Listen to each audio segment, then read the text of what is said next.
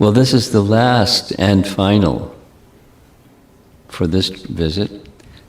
Discussions on Kaliya Damana, Lila, and several thoughts I'd like to share with its first starters. Maybe first and foremost, I'd like to make a correction of something that I was saying not so thoughtfully, again and again and again, marveling at the wives of the Kaliya serpent saying so many times, pure devotees, and pure devotees, and then there were a couple of objections that came up. Pure devotee.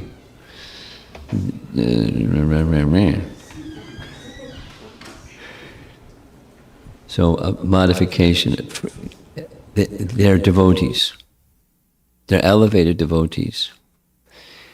And they certainly had something that Prahlad Maharaj didn't have. He's a pure devotee. He didn't want anything. And when offered anything, he objected. Please don't ask me. Don't tempt me like that. His response. Between you and me, there's only one thing. I'm the servant, you're the master, whatever you want, that's it. But he was like, please don't ask me to take stuff. And guess what? Lord Shingadev said, take stuff. I need a successor. He didn't say I need. Now that Hiranyakashipu is dead, there's this kingdom and the rulership over his whole kingdom and his assets and his wealth and his power and his this and that. And I want you to take it. But I'll protect you. And how you'll be protected? By always remembering me, because that's what we heard yesterday, and that was of the 9 processes of bhakti, that's the process that Prahlad perfected. So unlike Prahlad, the wives of the Kaliya serpent, they had a very specific wish in their wish list. And it was about oneself, not about what Krishna wanted. So they're not pure devotees. Karma Mishra Bhaktas. Now, Karma Mishra Bhaktas are pretty much all of us, because we're not pure devotees. Most of us are not pure devotees. We're trying to be, but we have our wants. On the material side, besides the spiritual side, wanting is good. Wanting exclusive devotion to Krishna is good. That's a good want. So the idea of becoming desireless is not a Vaishnava view. Anyway, so they're devotees, but mixed. And you had the point, there sounds to me like they're Jnana Mishra Bhaktas. Now I'd like to hear from you right now. What's your understanding of I like a little simple definition. What's a Jnana Mishra Bhakta? What is one? What does it look like? Whoa.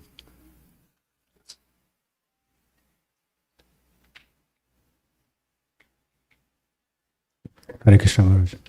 So Maharaj, some of the prayers of Nagapatni, I felt like some of the prayers resembled what we read from 3rd canto of Srimad Bhagavatam on Jnana Yoga. What Lord Kapila was explaining is for Jnana Yoga. So some of the elements were those in that prayer. So that's what I thought, it's more related to Jnana Mishra Bhakti. So I think if we go into some of the things I read, I don't remember right now, but some of the things I read in the prayers were talking more about at the Jnana platform. Talking more about, oh, you are the Supreme Lord, you created everything. And well, let me ask you, If is it possible for a bhakta that's not a Jnana Mishra bhakta to say the same things, understand the same things, express the same things about creation and details and those kinds of things? Is it possible? And if it's possible, then where's the demarcation? What's the over here is and over there is? It's not just the subject matter, in other words. Yeah, I was thinking that Nagapatnis are starting Jnana on the Jnana platform. It's okay, but they would end with something with bhakti. Then it's still okay. But because they did not end with, I think Kalia, on the other hand, did end with something at a higher level than even the Nagapatnis. But then the Nagapatnis themselves were more still, till the end, was more about saving the husband. And the prayers were more Jnana related. So that was my... That's karma related, yeah. not Jnana related. Is this an important discussion? We should just pass. We'll just move on.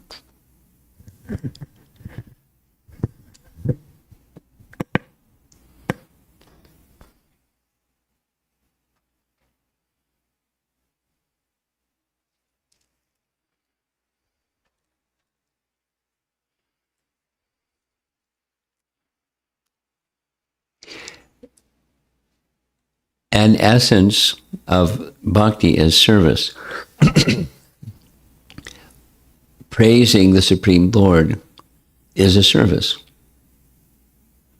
There are numerous passages in the Bhagavatam that are doing exactly that, praising the Supreme Lord in very elegant and elevated language and understandings of what one who has shelter in the material platform of Gyan aren't going to recognize about the source of everything.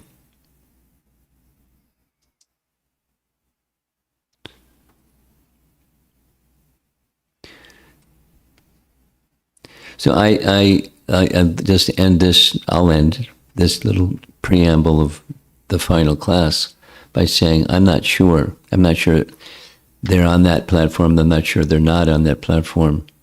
And I want to consider and discuss with some others more to see. Certainly they're Karma Mishra Bhaktas.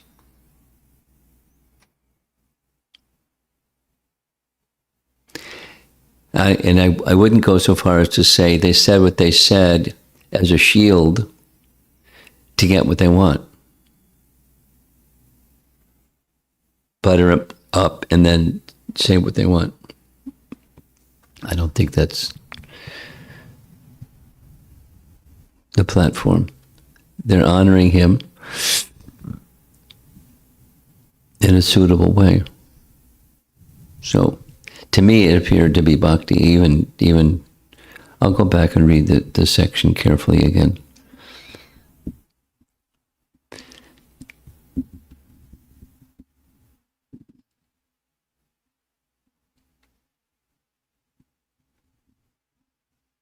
A second thing is how does this relate to us? The story. And one of the question came yesterday's discussion, which wasn't the Kaliya Damana Lila, but when there's impurity, like in his case, envy, what's the means to remove impurity? When you see it staring you in the face, or you see it's like really out of line. So we heard Jiva Goswami describing yesterday that the process of bhakti is sufficient to overcome all 6 vargas, all 6 obstacles or contaminations, or the root of fruitive activity in this world. Thus, beyond liberation to the realm of bhakti, realm of love and devotion to the Supreme. Bhakti has that power. And as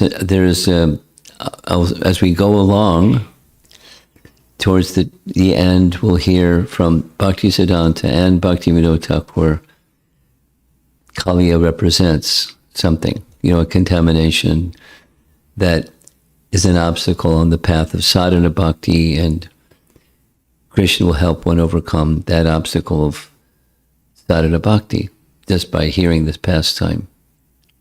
And we'll hear that's conclusion spoken by Krishna at the end. In his concluding words for this pastime. But in addition, there are other scriptural references. We're going to touch on it a little bit, but it's too much to cover. So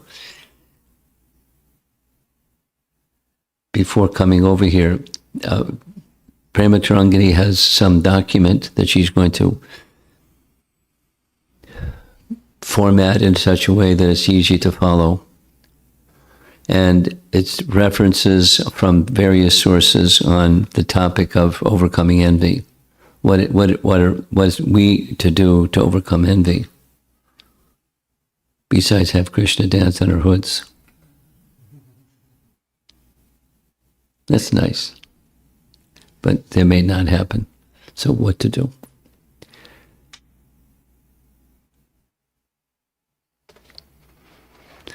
So here's this nice prayer one more time. Whoops.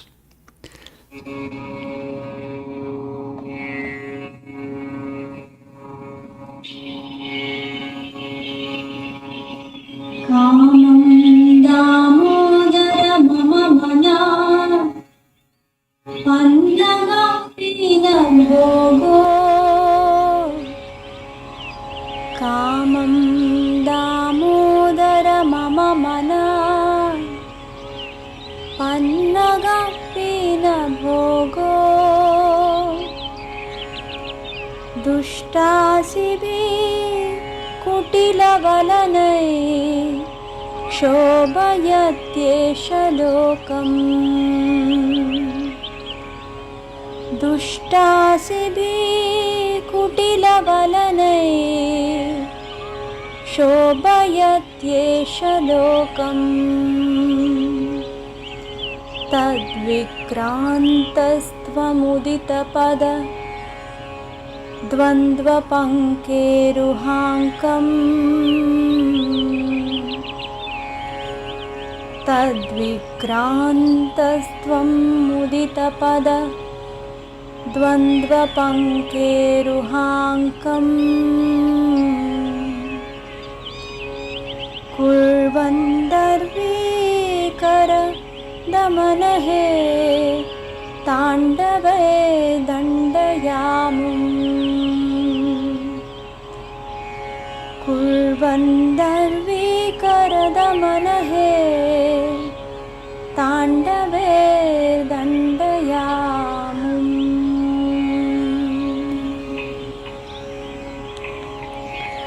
O Lord Krishna, with its crooked motions and sharp fangs of its wicked desires, the great snake of my mind torments the entire world. O all-powerful Lord, O crusher of Kaliya, please punish that snake with your dancing. Please place on it the mark of your lotus feet.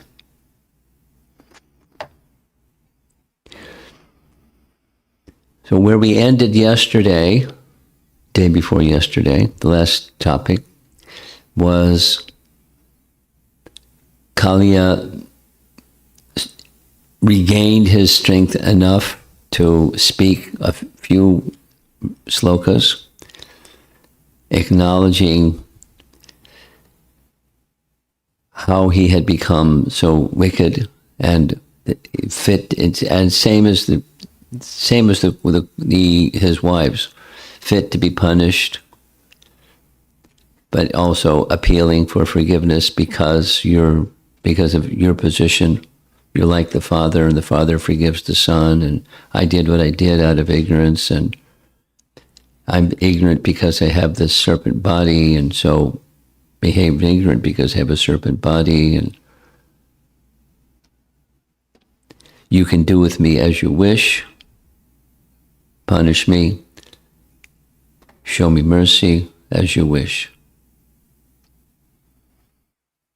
And then comes, Krishna is going to speak. This is the departing section. He's going to order Kaliya hit the road, leave Vrindavan. There was a little discussion also about, gosh, he can't stay in Vrindavan. He got mercy, but he's being told, you have to leave. Now, listen carefully, there's some explanations why. Some of it is common sense. If he were to stay, although people may come to know, he got his head smashed and he's become purified, and who knows? He's a serpent and he could resume his poisonous behavior, and people are afraid of snakes, even if he hangs around, and he's a nice guy. So he had to leave. Krishna ordered him, and he left. But most likely he's going to remember. So there's this nice teaching about residing in Vrindavan. If you can't reside in Vrindavan, then mentally reside in Vrindavan. Meditate on the holy abode of Vrindavan Dham. So and Krishna and his pastimes in Vrindavan. So Kaliya is taking that with him for sure.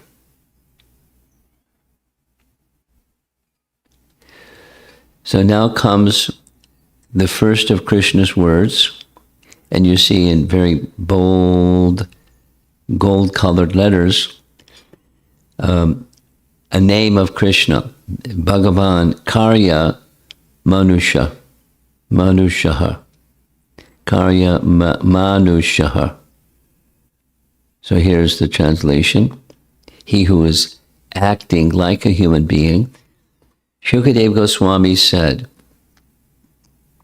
after hearing Kaliya's words, the Supreme Personality of Godhead, who was acting the role of a human being, replied, O serpent, you may not remain here any longer. Go back to the ocean immediately, accompanied by your retinue of children, wives, other relatives, and friends. Let this river be enjoyed by the cows and human beings. We're going to see that translation one more time before we move on. So our acharyas, one of the things that they do is they take terms and they look at that same term. There's going to be 6 different definitions or meanings of Kaliya Manusha, but it's describing Krishna. Though difficult for Brahma or Shiva to do, Krishna was able to punish Kaliya just by using a human form. He did not hold his Shankha and Chakra for this act, human-like, without the symbols of Vishnu. That's one explanation of the meaning. Here's another. Karya can also mean pastime. Thus, Karya Manushaha can mean he who takes the form of a human for performing sweet pastimes. Nice painting. So here's interesting painting. Krishna's depicted here as having 4 arms in a little baby form. That's not quite how it happened. He appeared in an adult 4-arm form and then assumed a 2-armed childlike form. Eyeball.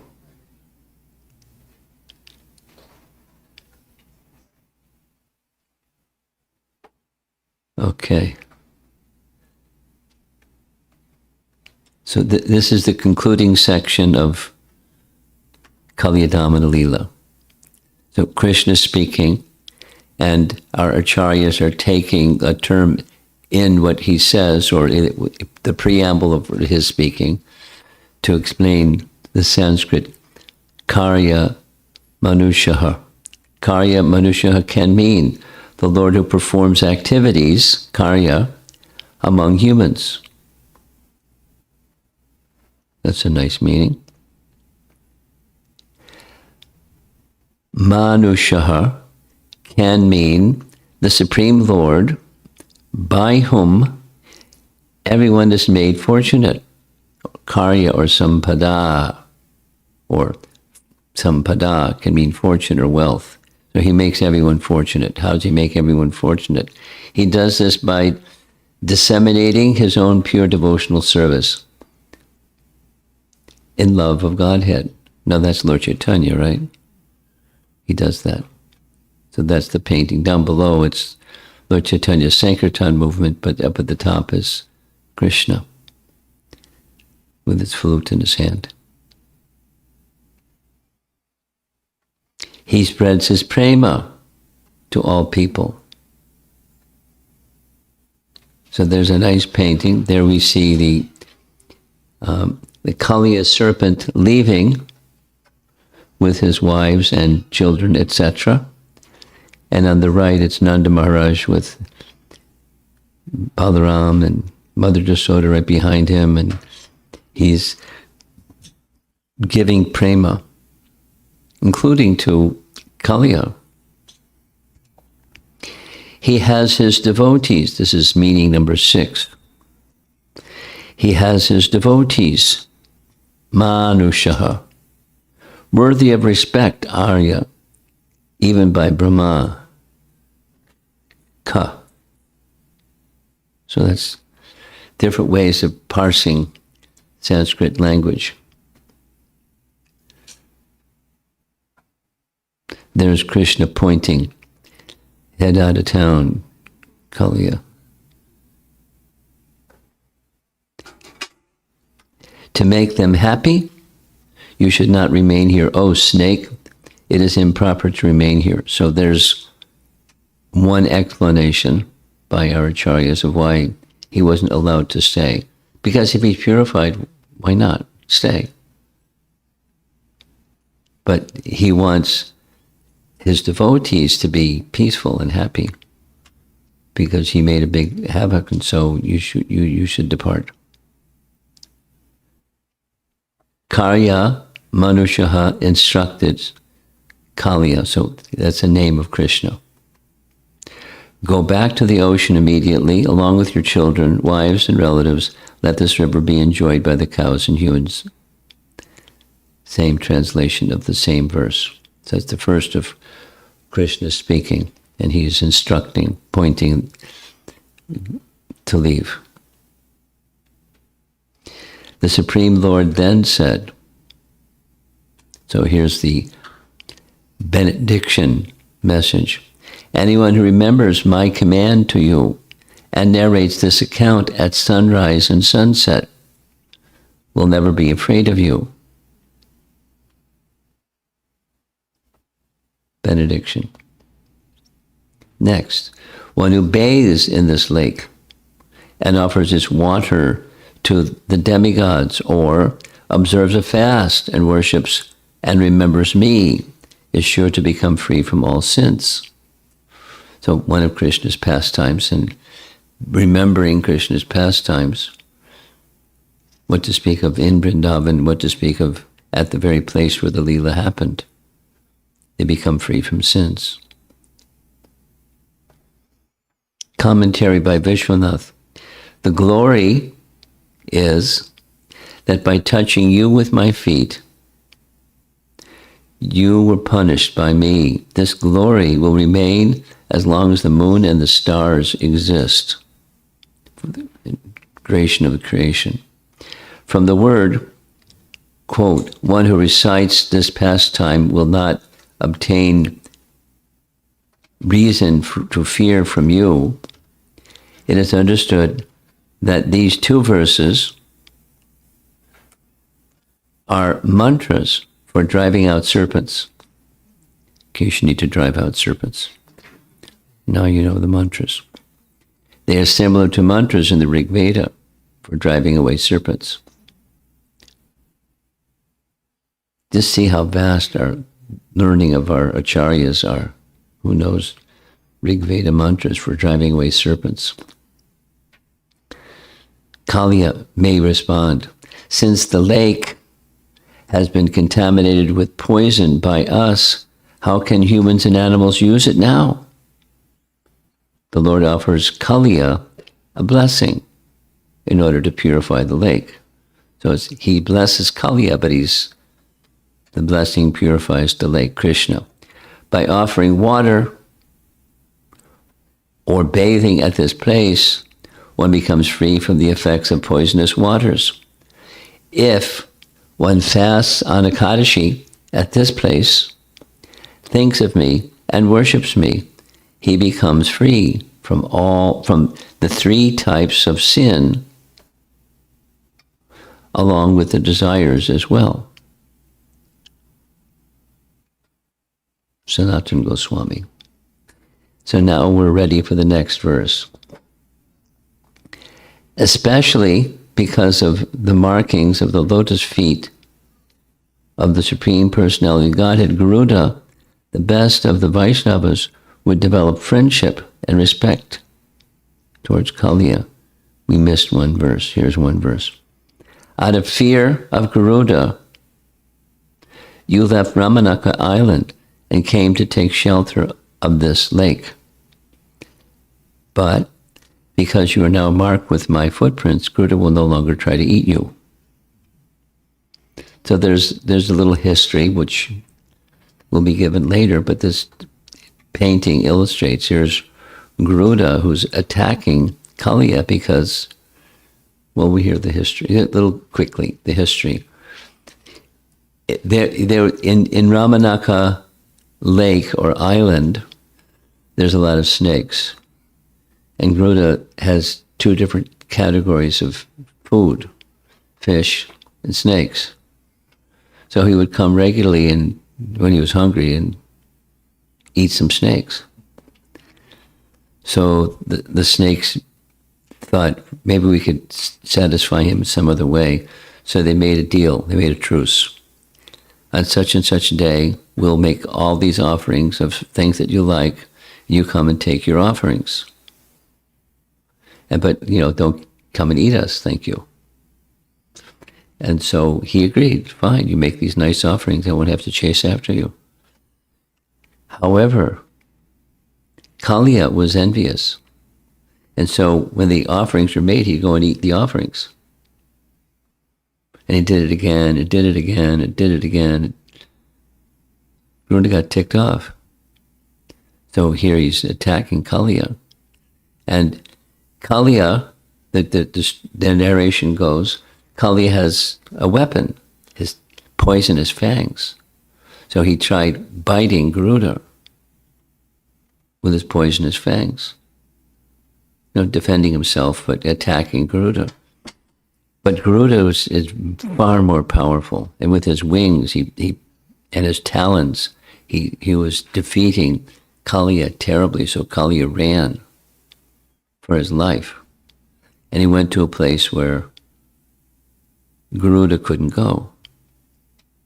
There's with a little history, we'll hear the history. Especially because the markings of the lotus feet of the Supreme Personality of Godhead, Garuda, the best of Vaishnavas, would develop friendship and respect. So when he went back, he's got these marks of Krishna's feet on his head. And so Garuda thinks he's a good guy. Let's make a friendship. So they became friends instead of enemies. The inhabitants of Braja were saved from Kaliya, and Kaliya was saved from Garuda. In this way, there was great benefit for those who were afflicted by violence and for he who committed the violence. This is the greatness of Krishna's action. He's satisfying everybody. Although it looked like he was punishing, he was satisfying everybody. Thereafter, Kaliya worshipped the Lord by offering him fine garments, valuable ornaments, jewels, wonderful scents. He's got big treasury, Kaliya. Ointments, and a large garland of lotus flowers. So this is that section that it says specifically the Kaustubha gem was given by the queens, by the wives. But where they get the Kaustubha gem, because it's Krishna's Kaustubha gem, we heard the answer to that one. Remember? Some of you weren't with us. In Vishwanath Chakravarti Thakur's commentary of Krishna in the coils of the Kaliya serpent, there's a commentary that says the Kaustubha gem, no, Pran Govind isn't with us, but I hope he's listening, because according to Vishwanath Chakravarti Thakur, the Kaustubha gem was with Krishna from birth or childhood. So when he was in the coils of the Kaliya serpent, the Kaustubha gem necklace fell off. And it somehow made its way into the treasury of Kaliya. And when the wives were giving gifts, one of the gifts they gave was, here's your Kaustubha gem back. But they did not know it was already his. It was a nice gem, so they gave it to him. And Vishwanath's commentary on that particular event comes from something from Rupa Goswami's writing. So, in addition to the wives, now we also have Kaliya himself making gifts out of gratitude that Krishna spared his life, etc. Having thus pleased the Lord, Kaliya felt satisfied and left to the ocean along with his wives. And there they go, all together.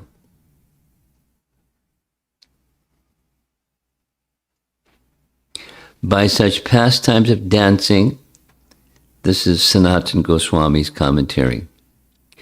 By such pastimes of dancing, all of the heads of Kaliya became marked by the dust of the lotus feet of the Lord, which are served by Brahma and other demigods and prayed for by the goddess of fortune. Thus, those heads all became perfected in their purpose. Mercy of Krishna. He goes on, even more specifically, all of his hoods, each one of them, became Lord Krishna's dancing stage. Kaliya received the order of the Supreme Personality of Godhead, which is honored even by such personalities as Sri Brahma. Thus, Kaliya directly drank the nectar of the Lord's charming words, after which he performed worship, and so on, just like a first-class devotee. And one more, Sanatana Goswami commentary. In this way, even that which to external vision seemed to be punishment was special mercy. And even apparent anger turned out to be, in actuality, perfect satisfaction on the part of the Lord. As they say, the Lord moves in mysterious ways. And it was good. So here's a little explanation. Now we're entering into the 17th chapter. All of that discussion was from the 16th chapter of Canto 10. Now we're beginning the very first part of the 17th chapter.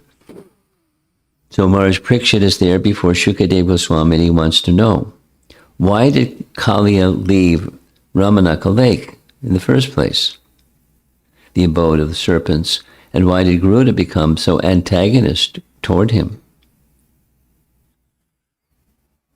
Kaliya, the son of Kadru and Kashyapa, made his residence on Ramanaka Island, a small island adjacent to Jambudweep, inhabited by many serpents. So now, where is that? And if you're from Fiji, it's Fiji.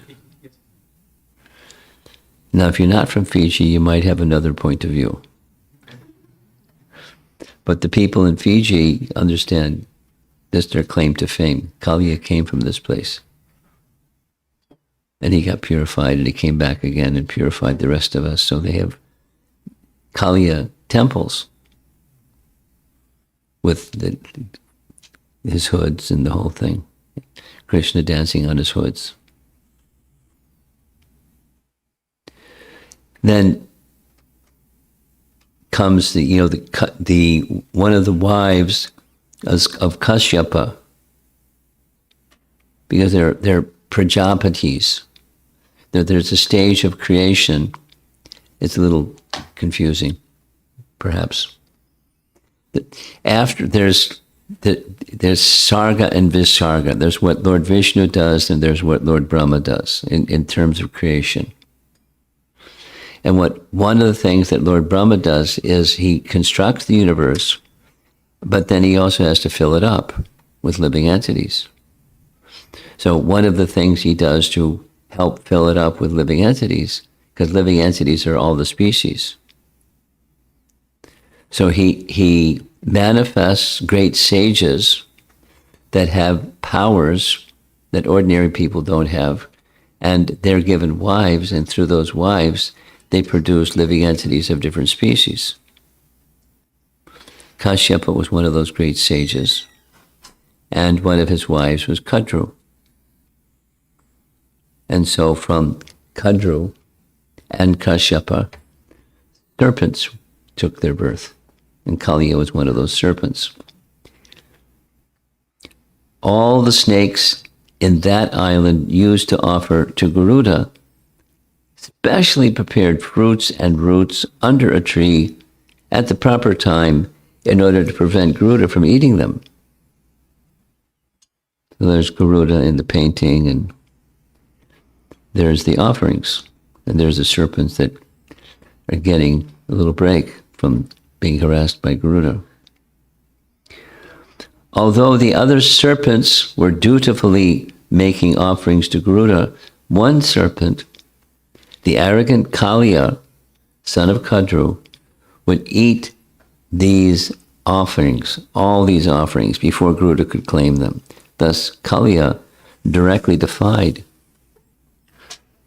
Garuda, and Garuda didn't like that. He was proud because of power and his poison.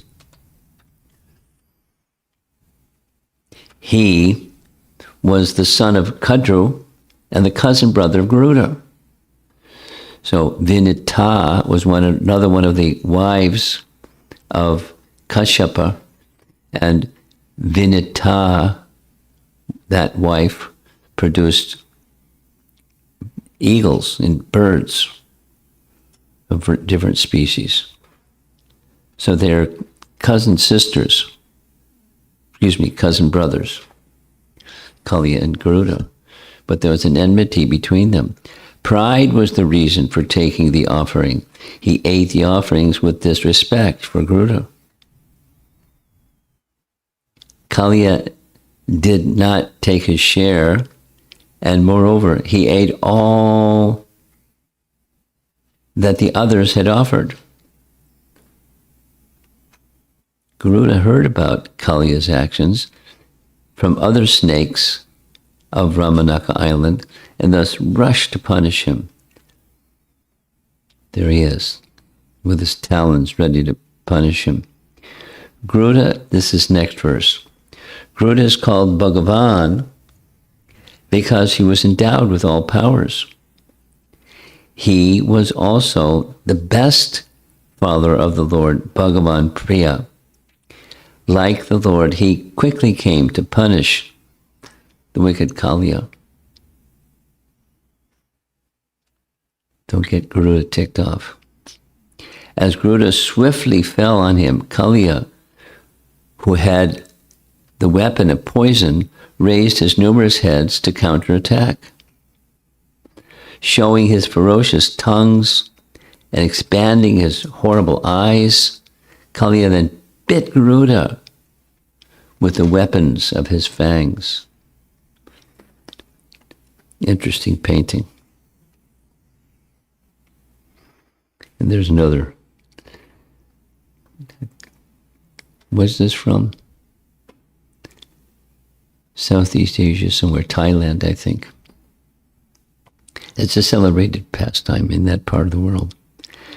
Beaten by Garuda's wing, Kaliya was extremely distraught, and thus he took shelter of a lake adjoining the river Yamuna.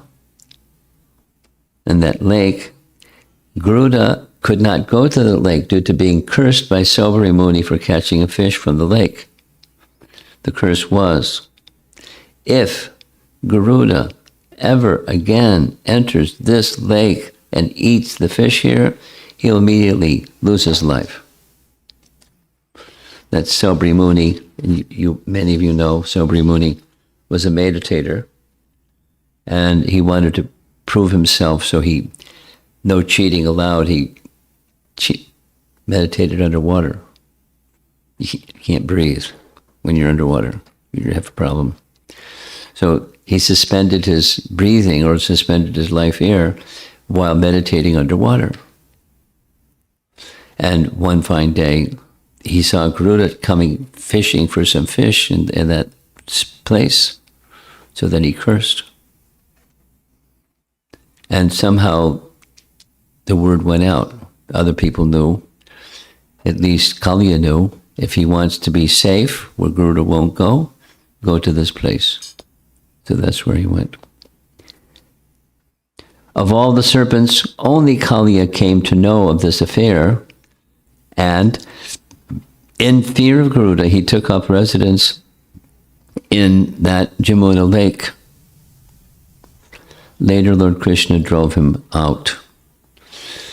At the very beginning of this pastime, the end of chapter 15 and the beginning of chapter 16, how is there a lake in a river? And the explanation goes something like this.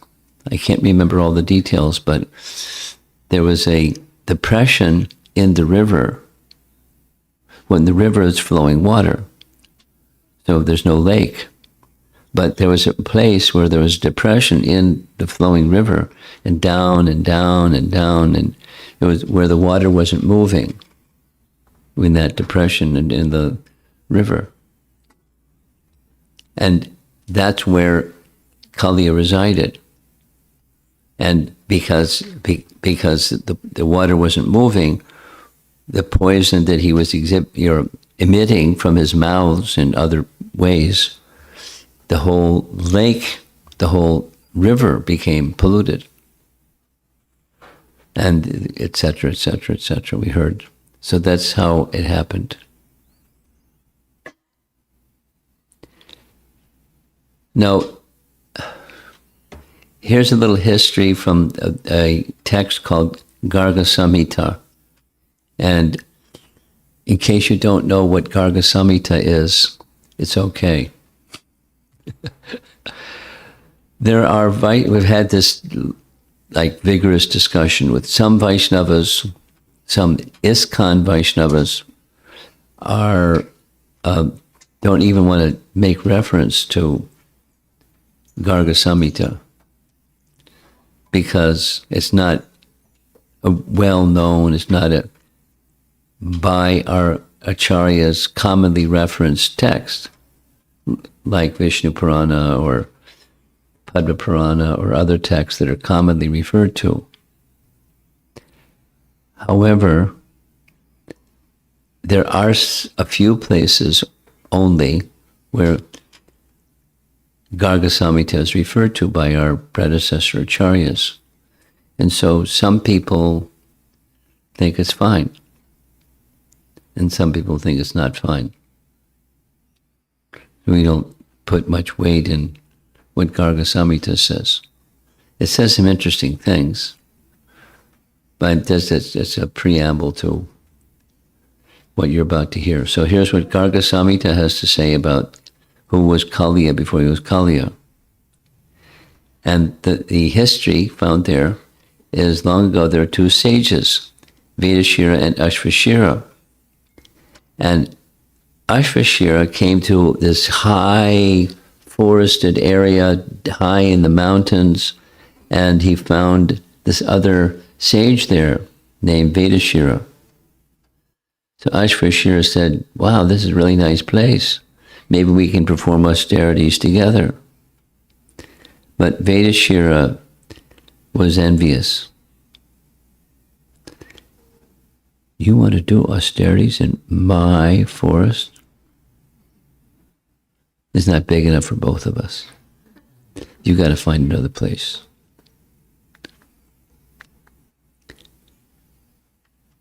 They argued. And then they cursed and counter-cursed. Ashvashira cursed Vedashira. You're so envious. You must become a serpent. So he became Kaliya. Vedashira cursed Ashvashira. You become a crow. So there. That's not nice conduct for sages. But somehow that's what's in Garga Samhita. Since both the sages were devoted to Lord Vishnu, and on top of it all, they're Vishnu Bhaktas, he appeared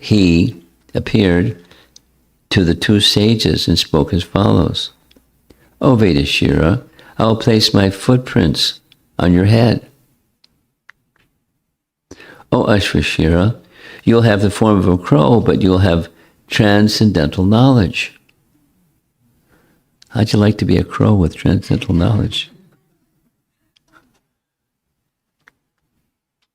Ashvashira became the crow or sage Bhushanda on Mount Lila. He was devoted to Lord Ramachandra. He recited Ramayana to Garuda. A crow recited Ramayana to Garuda. But he wasn't just a crow, he was a great sage who was cursed to become a crow. And very devoted to Lord Ramachandra. So he recited the whole of Ramayana.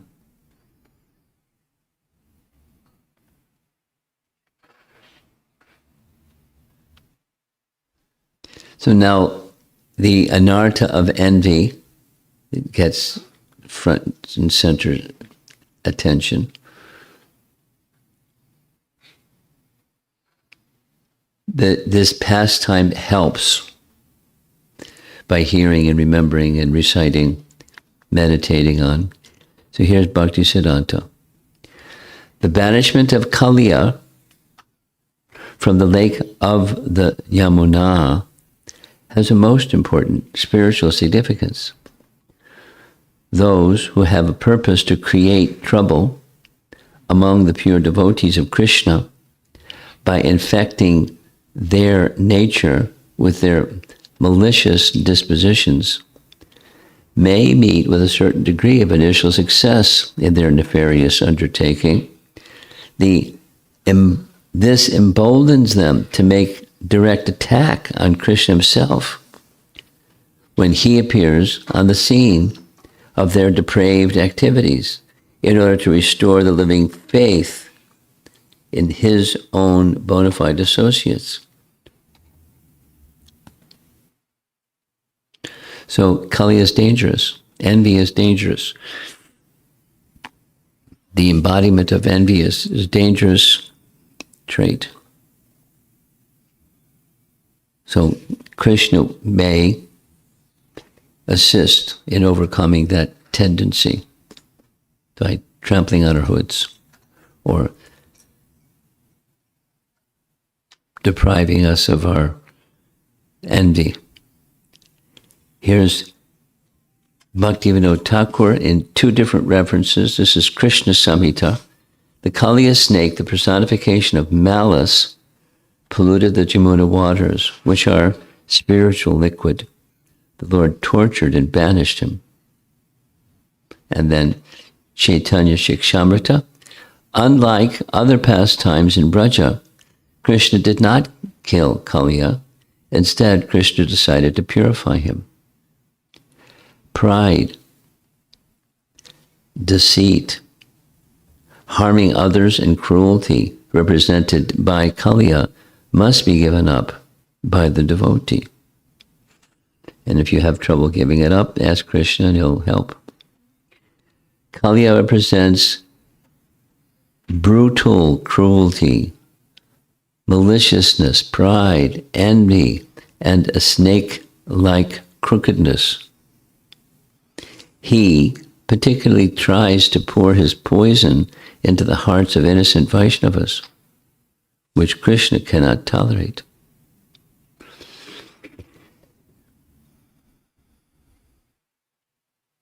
Now these are commentaries by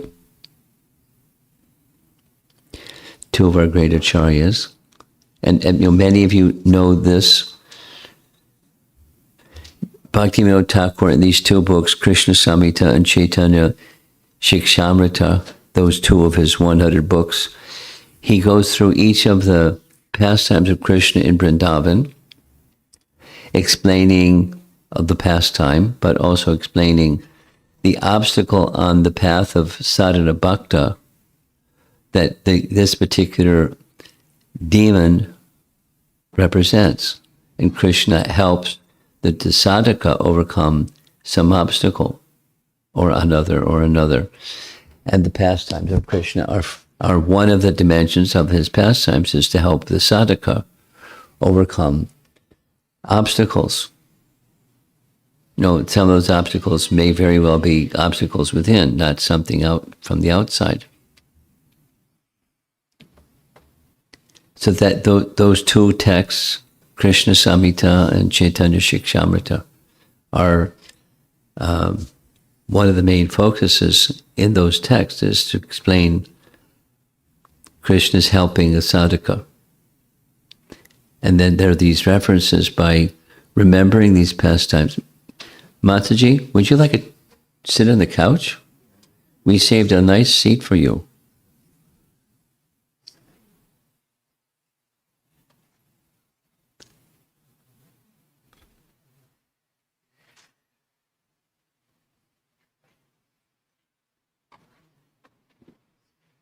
Thank you for joining us.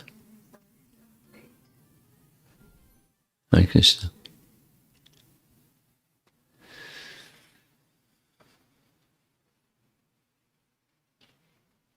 So now I'll go offline a little bit and summarize what in a couple of days you'll get a formatted PDF that expresses what Jiva Goswami writes in his Sandarbhas and what Lord Kapila Dev explains in the third canto Bhagavatam to Devahuti and some other sources.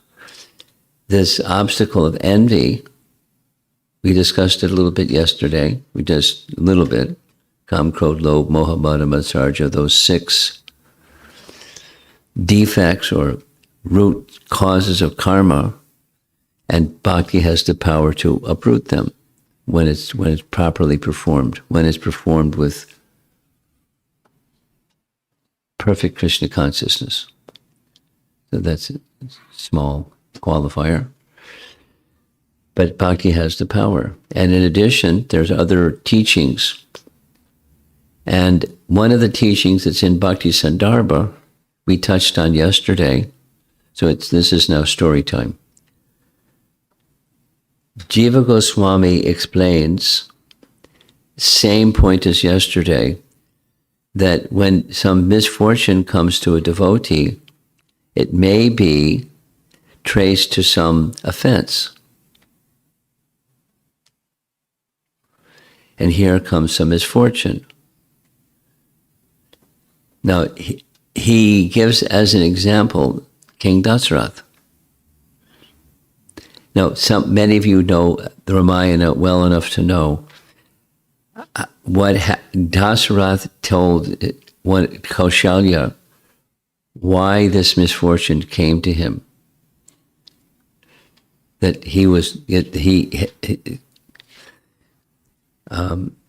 Mantra had convinced his co-wife to banish Ram to the forest for 14 years. Why was Dasarath subjected to that experience, what to speak of Ram? So he tells her the story. Once I was a young man. And it goes something like this. I may get some of the details not right. When I was a young man, I had this special power.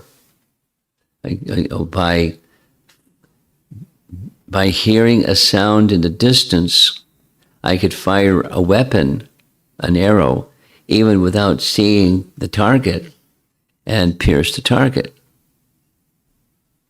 So one time I was in the forest and I heard this gurgling sound that to me sounded like an animal drinking water from the river. And so I fired an arrow. And when I fired the arrow, this loud voice of a young boy screamed or made a loud call. So I went running to see what that was. And the sound that I thought was an animal drinking water from the river was a young boy. And so I embraced the young boy, held him in my arms, and the young boy said, "My father is blind, and I'm here getting water from my blind father, and for some reason or another, I don't know why, you shot an arrow, and I'm about to die. Please inform my father, because he expects me to bring water back." And Dasarath was aghast. So he brought in his arms, he carried the young boy and he found the blind father, placed the body of the young boy on the lap of his blind father, and crying, described what had happened. And the blind father, not like in retaliation, but pronounced that the karma for what you've done is that you will have to undergo a state of blindness in a certain stage of your life, while your son also will be taken from you. Something to that effect. And so Dasarath is explaining to Kaushalya, this is why this misfortune has come. The curse of this elder Brahmin, whose son I killed with this arrow. And then Jiva Goswami takes that history from Ramayana and explains why did the events unfold the way that they unfolded. What's the backstory? And Jiva Goswami then gives two reasons, offense and offense. So misfortune may come to somebody due to an offense. And one of those offenses, Jiva Goswami remarks, is Dasarath was considering.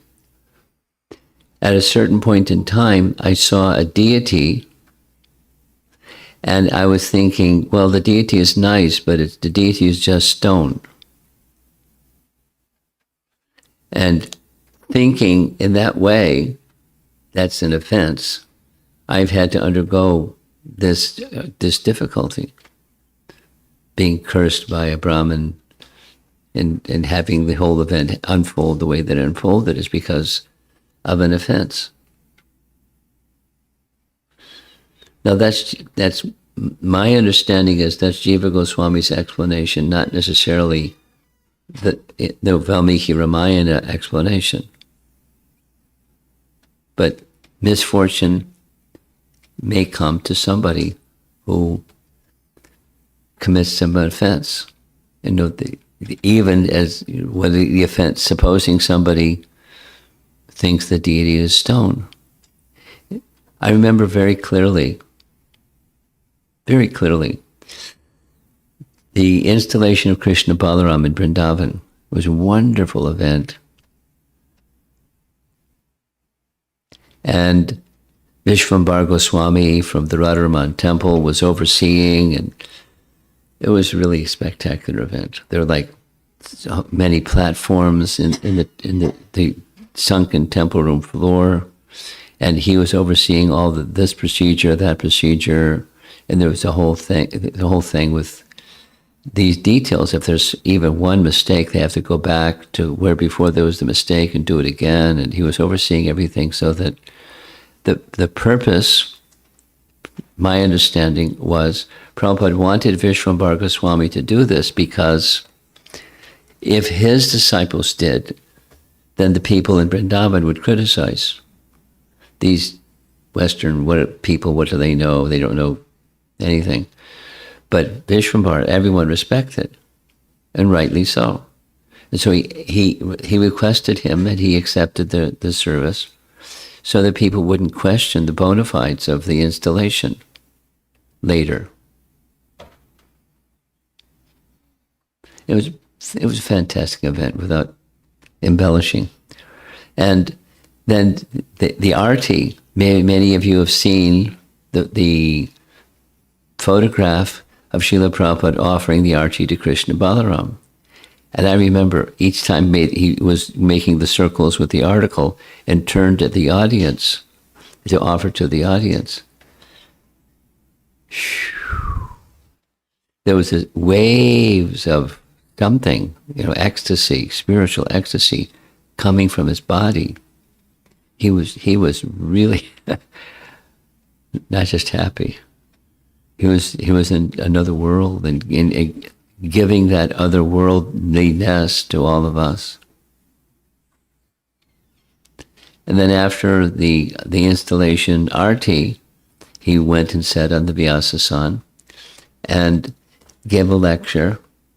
And I remember clearly the lecture, one of the points in the lecture, particularly, Prabhupada said, everybody knows that these deities were carved by a marble deity carver in Jaipur. I didn't know that.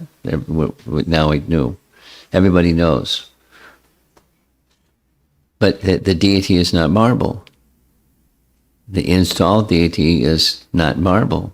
The installed deity is Krishna himself.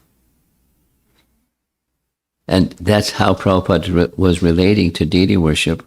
And an offense in deity worship is to think otherwise. And many people think deity is wood or stone or metal, but it's not just wood or stone or metal.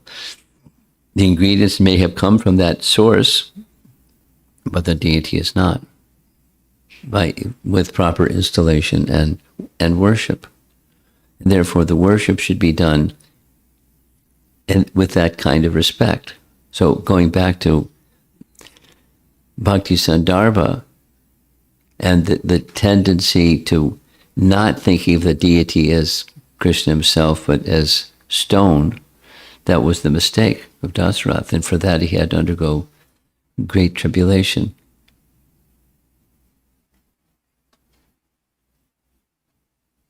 And the second reason Jiva Goswami gives is Dasarath was considering one day there was a Vaishnava. So there's the deity and then there's the Vaishnava. And there was a Vaishnava with the proper markings of tilak and kuntimala on his neck and the markings of a Vaishnava.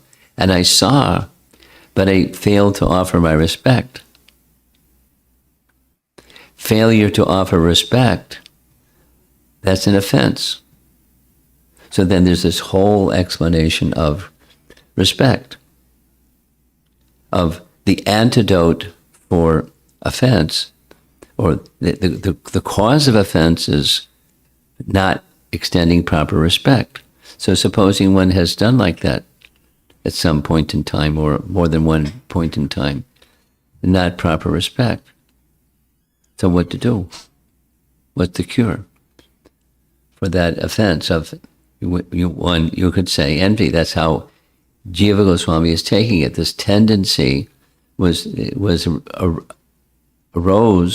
arise in one's heart from offense of this kind, that kind. Offense to the deity, offense to the Vaishnava, and offense to the Vaishnava, not offering due respect.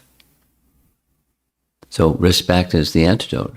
And training, education, going to that Vaishnava who one did not properly respect, etc., etc. There's procedures. And it's all of this explanation is two things. This explanation is tied into the pastime of Kaliya serpent, because he was envious and proud. So those two of the six, he was,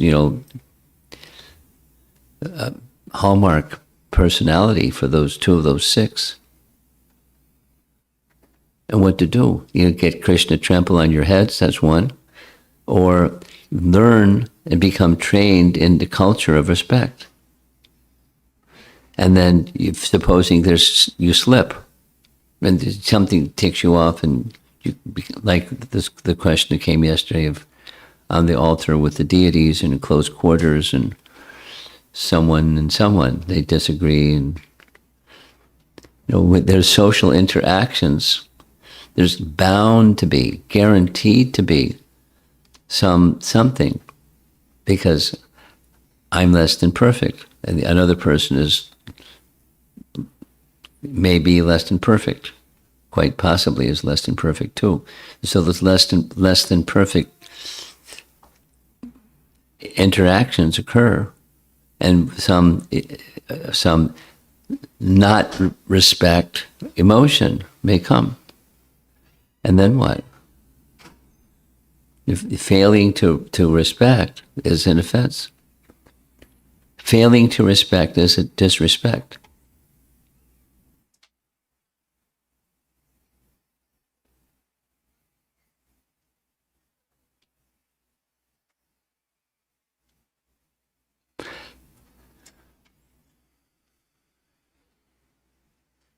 There's a lot to say on the topic, and this little PDF is going to say some more things than just this little message.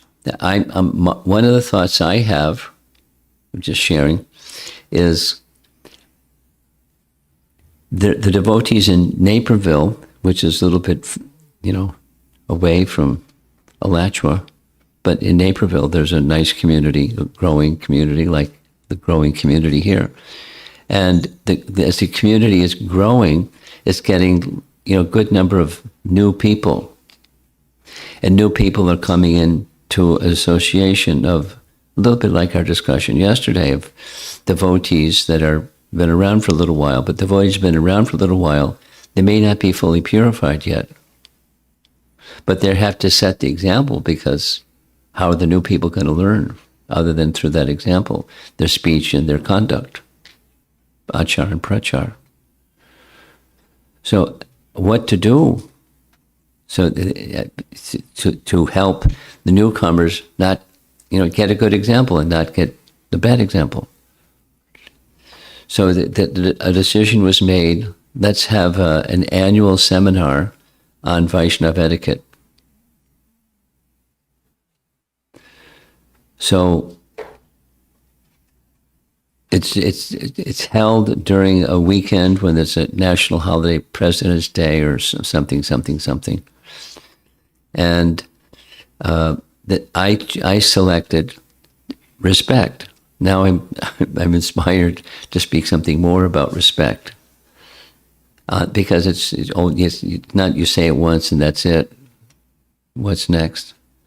it's good to take a topic like this because of the absence of respect is disrespect, and there's consequences that people get hurt, but also oneself, your bhakti doesn't blossom.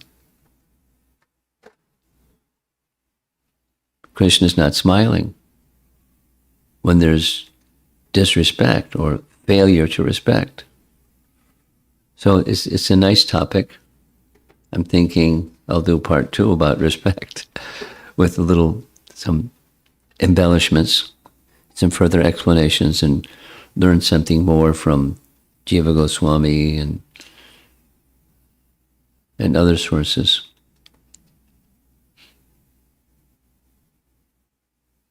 Karma Muni teaching Devahuti on this topic and other places, because it's important. So that's looping back to our conclusion. Envy has 4 stages. The initial stages is more easy to cure. See, here's some nice commentary. Avagya, that's like neglect. It's like not necessarily disrespect, but it's failure to respect. It's more subtle. It's interpersonal. One feels, perhaps, I'm superior. A little haughtiness, a little pride. Basically, one looks at others and relegates them to one's level or lower without respect, because respect is look up. One may not say or do anything, but one looks down at the other person, and there's a consequence. Krishna considers their worship to be imitation. It's a little bit, it's not the same.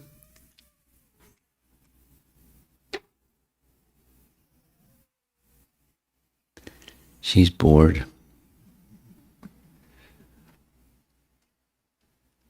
I'm sorry. What to do? It's a little bit, not the same, but it's a little bit like the pretense of Duryodhana when he wanted to honor Krishna, but he had a purpose. He wanted Krishna on his side, and then he would be victorious. So he wanted to butter him up and get Krishna on his side. It wasn't genuine. So Krishna may consider such worship imitation, the neglecting of another, Vaishnava particularly. Upeksha means hostility.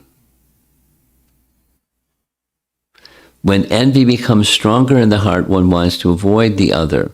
One may turn to the other direction when one sees this devotee, someone that you have upeksha towards. Just by seeing the devotee, one feels some unpleasant feeling in the heart. The result is like offering ghee into ashes. No result. If one has such an attitude, one's devotional service will have 0 result. So it goes on. There's 4 stages. I don't know if I don't think I will go through all this. It's nice. Maybe we'll share all of this with you along with this PDF. Huh? You already sent it. Okay. This is separate. Okay. So the remedy, this is from the 3rd canto, chapter 29. This is Kapila Dev's teaching. It's respect and giving of charity. Now, there's in this PDF, in this file that you've now apparently received, that's one of the requirements. It's same thing happened with Kaliya, Lila. The wives, and then Kali himself gave charity to Krishna. Now, Krishna doesn't need charity, but it's a gesture, and the gesture is important. If the gesture is, if it says cosmetic, then it's not genuine. Krishna knows what's genuine, but you want to give respect and give some particular charity. We're about to end. This is just some very nice photographs from Vrindavan. This is the place, the Kaliya Ghat, with the Kaliya deity inside that temple you see on the upper right. And there's the Ghat, the steps leading down to the river Jamuna. And here's, quickly, this is a little shrine or temple. And inside the temple, there's deities. And you get a closer look, and there's the deities. Krishna dancing on the hoods of Kaliya. That's inside this place, Kaliya Ghat in Vrindavan. And there's a yatra, a group of attendees, and they're hearing the pastime right at the place where the pastime occurred. Here's the Kadamba tree from which Krishna jumped. Now it's said because Garuda placed some nectar on the tree, then the tree hasn't died. That's what they say. It's the same tree. And this is the area. And then here's one of the deities in the ISKCON Fiji temple, the deity of Kaliya Krishna. Krishna dancing on the hoods of the Kaliya serpent. That's it. Except there's one more sloka that you've heard before. So here we go.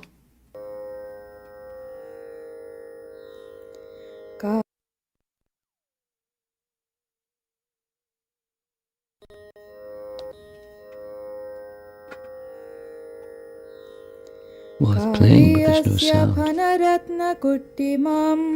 We'll fix it. Srila Prabhupada ki.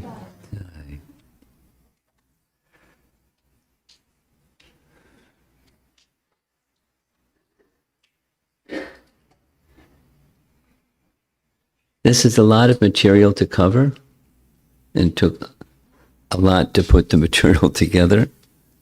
And I think I'll most likely want to do this again somewhere, and the second time probably in more pieces than 6, and go a little more slowly in some places, and some further commentary. I have some ideas of where further. So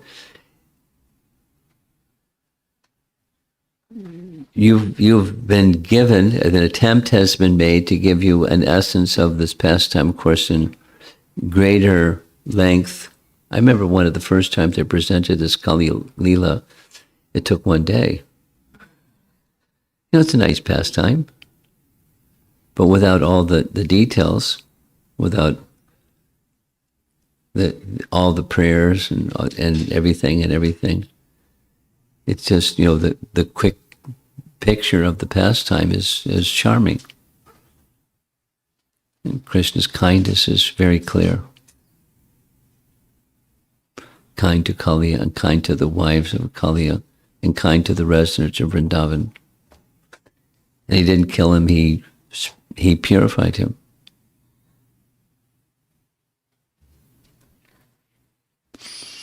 So let's see if there's some discussion. Yeah, Sri Vrindavan, you got your hand up already.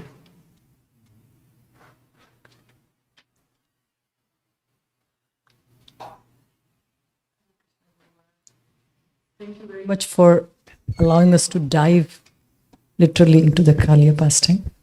I just wanted to share a couple of things which I found in the purport of this, the last verse of chapter 16, in which Kaliya is making offerings to Krishna. In that it's mentioned that Vishwanath Chakravarti Thakur says, so the word is, in the verse is Garuda Dhwaja, Garuda Dhwaja, flag. He whose flag is marked by Garuda, that Kali also desired to become Lord Krishna's carrier. Garuda and the serpents are originally related, which you told us, they are cousins. So Kaliya wanted to indicate to Lord Krishna. Oh, you're going past again. You're slow. Kaliya wanted to, so he addressed Krishna as Garuda Dhwaja. And Vishwanath Chakravarti Thakur says, if you ever have to go to a distant place, you should also think of me as your personal carrier. I am the servant of your servant, and in the wink of an eye, I can travel hundreds of millions of yojanas. Hundreds of millions of Yojanas. yojanas. Yojanas.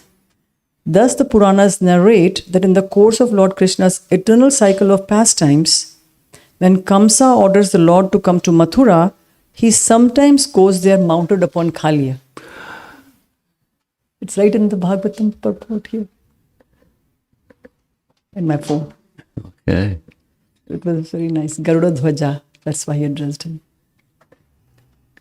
Vishwanath Chakravarti Thakur is it's an amazing source of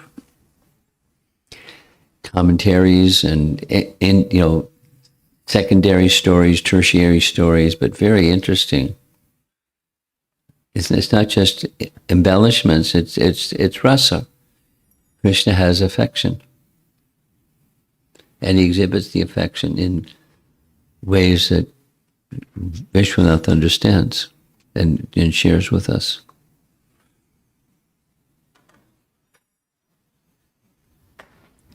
Guru Bach, can I share one more thing from you were talking about Krishna Balram installation and the big installation ceremony which Prabhupada got all these different priests from Vrindavan. So in my personal reading of Bhagavatam, I'm on chapter 3 of Canto 6. And in this morning, I was reading that No, speak slowly. in the purport of chapter of Canto 6, 3.25, Prabhupada... Canto 6. 6.3.25. 6:14:35. 6.3.25. 6:3:25. This is when Yamraj is instructing his messengers. So in the Prabhupada is quoting about the installation, and he says, I considered Sankirtan more important than Vedic ritualistic ceremonies. But those ceremonies were meant for persons who want to go to the heavenly planets. And Sankirtan was meant for devotees who are interested in pleasing the Supreme Personality of Godhead. So Prabhupada is saying that in the purport. How Sankirtan, I really was wanting to do only Sankirtan, but the Brajvasis, like you were saying, Brajvasis would not be very much impressed. So he said the ceremonies were meant for those who are totally interested in Karma Kanda section. So I thought I would just share that. Okay. Thank you.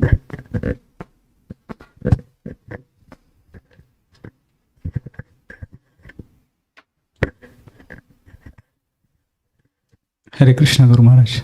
Thank you so much for going in such a detail for this wonderful pastimes. There are a lot of very interesting, important points to take home. So, pondering on this, what Mataji has mentioned, like the Lord Krishna reveals his name, form, his gunas and leelas based on one's purification. Like, can we understand that some of these details that we hear from like Vishwanath Chakravarti Thakur, just like what Vrindavan Mataji was mentioning about Garuda, like Kaliya carrying Krishna. So is it like they are sharing this based on their just realizations or based on the revelation of the pastimes? As we heard earlier that Krishna reveals his pastimes also to them in detail. So can we understand that they would have seen this pastime and from that they are revealing it to us? How do we understand? Well, a question came, what does see the pastime mean? Is it in the mind or is it outside or the enactment of the pastime? Whether it's A or B, there's realization. Krishna can reveal things to such a devotee like Vishwanath or Rupa Goswami or others that something is revealed to them. Many things are revealed to them that are not, chapter and verse from the Bhagavatam, but that's their realizations. So your question is what Vishwanath Chakravarti Thakur writing, did he actually experience the pastime or what? That's your question. Yes, ma'am. We can't say. There may be both. At least it's Krishna's pulling back the curtain and showing. And he may hold the curtain open. He may close the curtain shortly thereafter. But Krishna's giving these elevated souls a glimpse into some of the details of his eternal pastimes that are not recorded in the Bhagavatam. So then it very much depends upon the adhikar, the qualification of the person. Because, fiction writers can write all kinds of things, and they do, all kinds of things.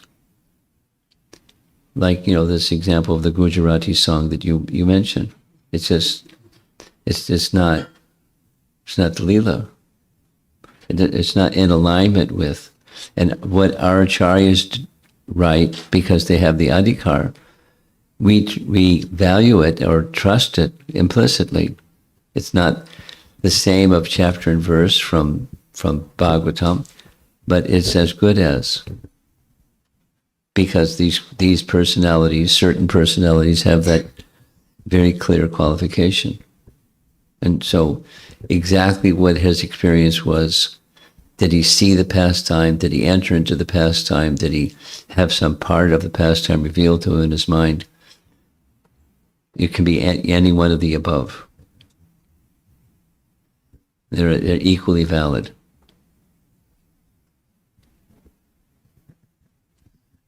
Okay. Thank you, Maharaj. I have two more questions, but Two I can more. wait. Give him the microphone. Hare Krishna Maharaj. First of all, thank you for all the classes you've done last week. We were able to absorb ourselves in Kaliya Lila in great detail. So very thankful to you on that. You get a vacation tomorrow.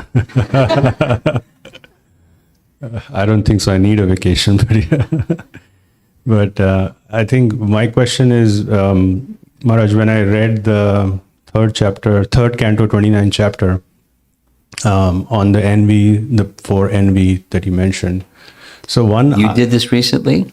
Yeah, just a couple of weeks ago. Okay. So one eye-opening thing for me was because initially Lord Kapila explained that different types of devotees, devotee in mode of passion, ignorance, and goodness. Then he explained the pure devotees, and then he went into this 3 or 4 verses explaining you should not be envious, you should not disregard, or you should not criticize. But then one thing I heard about it, and I think it must have been mentioned in the verses as well, is that it's not just about devotees, it's about everyone, all living entities. Yeah. And that was a big eye-opening for me. But there's also gradations. Then he explains the gradations and pure devotees as So respect goes to all living entities. all living entities. Mosquitoes. I mean, there is discrimination for sure. Like we cannot hug a tiger, but the fact that it's in general, even at workplace or any other place, we should not be criticizing. We should not be disregarding. You can discriminate without criticizing. See what's what without vilifying. That's it's a high credential, but respect. First, just very very simple ABC. Don't abandon respect. While respect is there, respect goes to the soul, not necessarily to the behavior. And then it's differentiating between gradations of behavior. But the soul is beyond the modes of nature. Yes, Maharaj. I was thinking the same as if even anywhere outside, if you're dealing with non-devotees, we need to think of them as they also have Krishna inside them. They also have super soul. They also have a soul. So we need to respect everyone, but there has to be some discrimination for sure. And in these commentaries, Jiva Goswami deals with it. You know, the S with a capital S, or self with a capital S. He's the self of all living entities. And he goes into, that doesn't mean that the living entity is God. That's a mistaken conception. It's a popular Mayavad conception. So it takes refinement of good teachers, good teachings, and applying those teachings under the guidance of a qualified teacher, so that our covered state of consciousness can become uncovered. It takes some time. It takes some effort and mercy. Okay.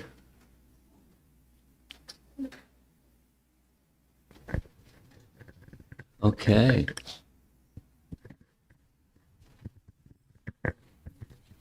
Thank you for class, Maharaj. Please accept my humble obeisances. Hare Krishna.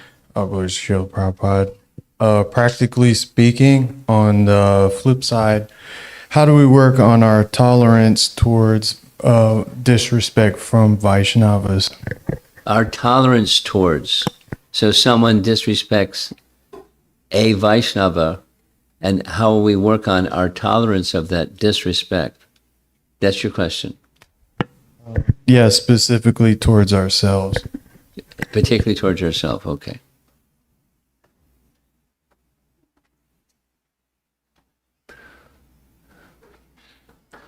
Shikshastika 3. And a purpose that it may inspire you or someone, a devotee, to apply Shikshastika 3 better than yesterday, today, is a purpose, the purpose of pleasing Krishna, the bhakti. Anukulyena Krishna Anushilanam. And that's going to be pleasing to Krishna if I can. No.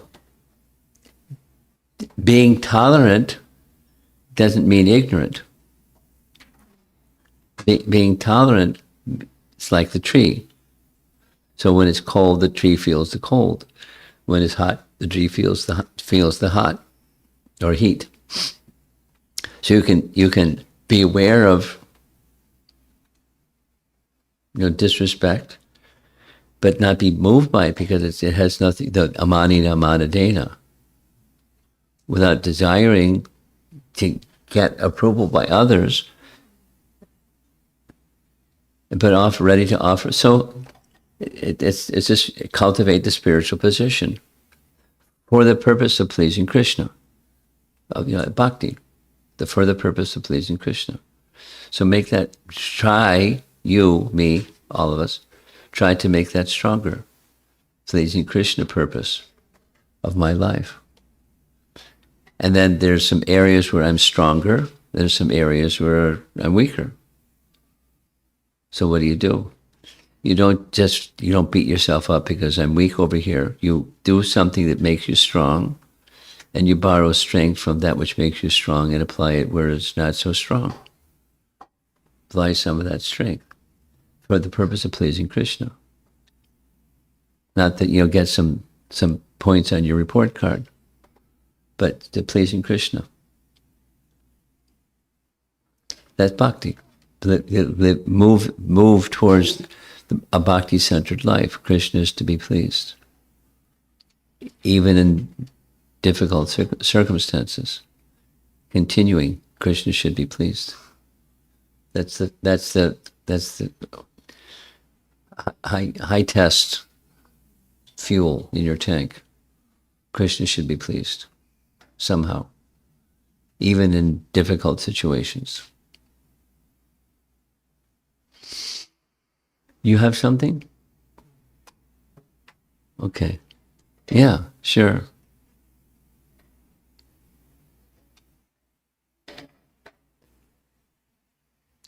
What's our ending time? 1:00. Okay.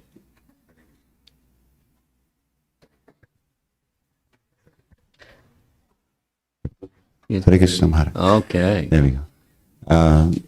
Sorry, I came a little late.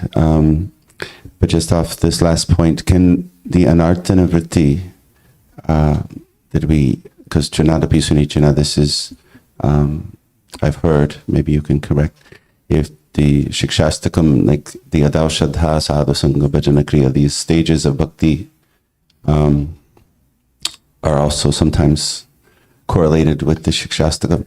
Yeah. And so if we, as Prabhu was saying, if we experience disrespect from others and or sometimes find ourselves caught in this duality, conflict mentality of disrespect, can we understand somehow that that is not only a chance for us to surrender more and humble ourselves to please Krishna, and thereby, get strength to tolerate, but also to understand that this is maybe a sad situation where disrespect is arising from triggered anarthas in the other person, and then not take it so seriously because we understand it's a projection of that. Yeah. Could you speak to that? Sure. It's called life.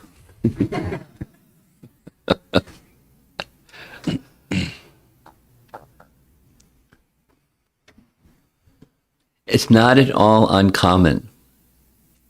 It's not like super common, but it's not at all uncommon that somewhere back there, somebody had some misfortune. A father that was harsh, or a mother that was neglectful, or a boyfriend, girlfriend that trashed them, and it's like something back there. And then as soon as that person that had that past experience, you get near fire, and you just have to look at the fire and it burns. It's like they get triggered by something that has nothing to do with the immediate circumstance, but triggered by something that's embedded in their system. And it happens. Then people have difficulty with one another because of something back there. So anyway, there's a whole school of trauma therapy dealing with people that, so without bhakti, trauma therapy doesn't go anywhere, but with bhakti, it can help. So the person can look at that situation and not explode or get triggered.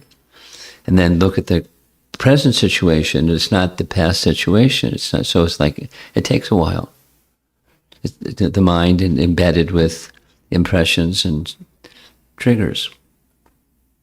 I think that's what you're speaking about. So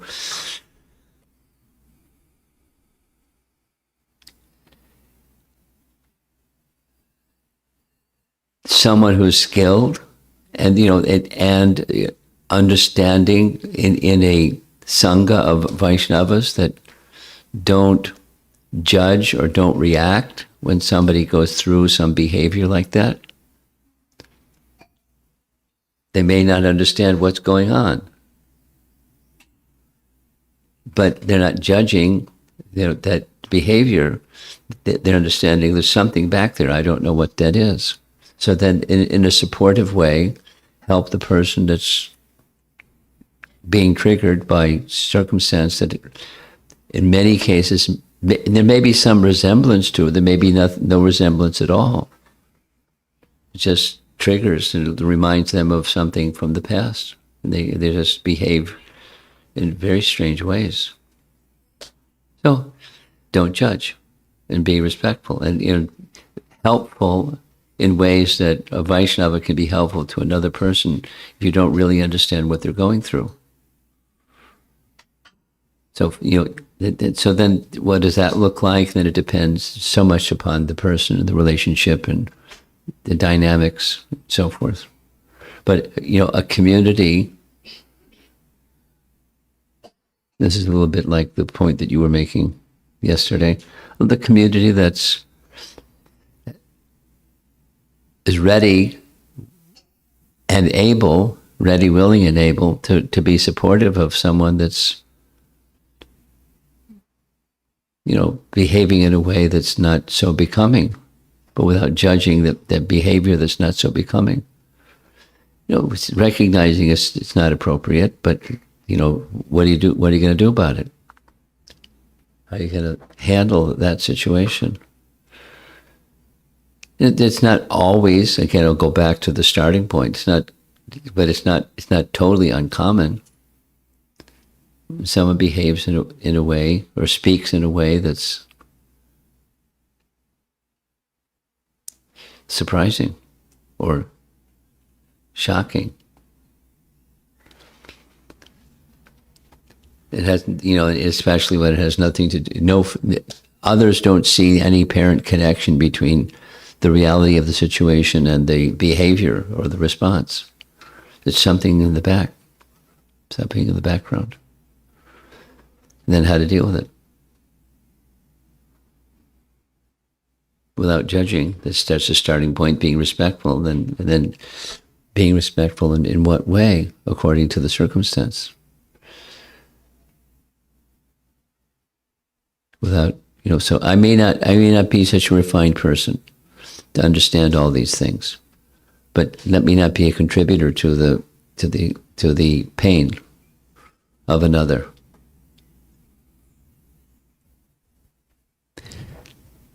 Okay. Yeah. Thank you, Maharaj, for the deep dive into the Kaliya pastimes.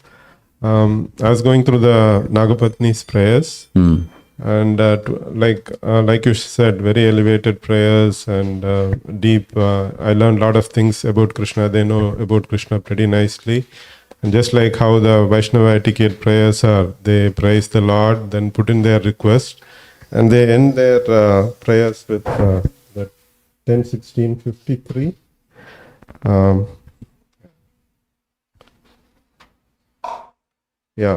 Now that they're telling that, now please tell us, your maid servants, what we should do. Certainly, anyone who faithfully executes your order is automatically freed from all fear. So to me, it just does it like very elevated devotees, and for me, it's like, just, I don't know, pure devotees, like you said, but very elevated devotees, and I don't see any, good role models. Others?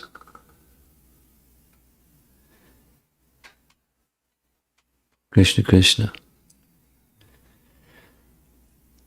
Srila Prabhupada ki jai. So one last time, Mahaprasadam time.